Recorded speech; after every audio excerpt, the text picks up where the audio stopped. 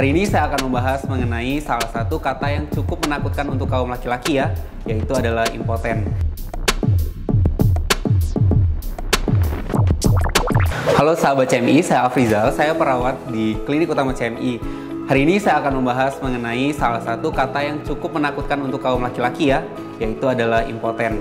Nah, di sini saya akan membahas apakah ada hubungan antara diabetes dan impoten. Mari kita bahas satu persatu. Untuk pengertiannya, pertama impoten. Impoten itu adalah didefinisikan sebagai ketidakmampuan seorang laki-laki untuk mempertahankan fungsi optimal dari ereksi. Makanya sering disebut juga sebagai disfungsi ereksi. Nah, kemudian ada 3 kategori orang yang disfungsi ereksi. Yang pertama adalah dia masih bisa berdiri, tapi tidak sering atau hanya pada saat momen-momen tertentu saja. Yang kedua, masih bisa berdiri tapi hanya sebentar atau tidak bisa memaksimalkan hubungan seksual dengan pasangannya. Dan yang ketiga adalah ketidakmampuan berdiri sama sekali. Nah, ini disebut impoten total ya.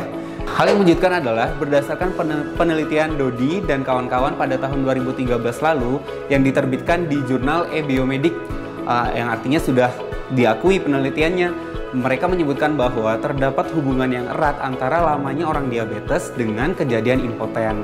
Nah, jadi memang kedua ini memiliki hubungan yang sangat erat ya. Untuk kita ketahui lebih lanjut, sebetulnya orang untuk mencapai gairah atau menuju ereksi maksimal itu melibatkan setidaknya ada 6 komponen di dalam tubuh ya. Yang pertama adalah otak, yang mana otak ini memang mengontrol semua fungsi dari tubuh termasuk fungsi ereksi. Yang kedua adalah hormon. Hormon ini pun memiliki peranan yang cukup vital dalam menjaga kemampuan ereksi seorang laki-laki. Dan yang ketiga adalah emosi.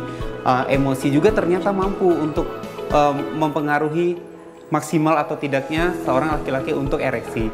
Dan yang keempat adalah saraf, dan yang kelima adalah otot atau otot penis itu sendiri, dan yang terakhir adalah pembuluh darah. Tapi saya akan mengulik 2 hal yang berhubungan diabetes. Dari 6 komponen tadi akan saya bahas 2 ya. Yang pertama adalah pembuluh darah. Jadi gini, orang yang diabetes itu sebetulnya darahnya sangat kental karena kadar gula di dalam darahnya sangat tinggi. Nah, sehingga darah yang kental ini tadi tidak mampu untuk masuk ke dalam pembuluh darah yang ada di penis. Karena pembuluh darah itu memang ada ukurannya agak besar, kemudian yang semakin mengecil, ke cabangnya lagi semakin kecil.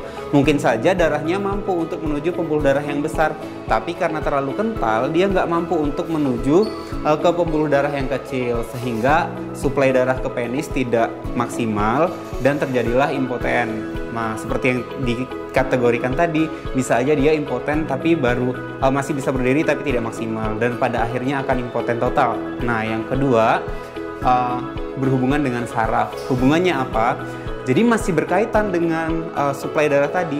Kalau suplai darah di vaskulernya atau pembuluh darah kecil tadi tidak maksimal, otomatis saraf yang ada di penis pun tidak ternutrisi dengan baik, sehingga akan terjadi neuropati atau kematian di saraf, sehingga pada akhirnya saraf yang ada di penis tidak akan berfungsi lagi, dan itulah yang kita kenal dengan impoten. Maka dari itu sahabat CMI sekalian, saya mengajak mari kita semua menerapkan pola hidup sehat, terutama untuk menghindari penyakit diabetes.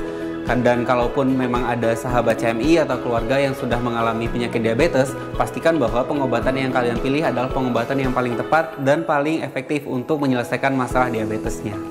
Semangat!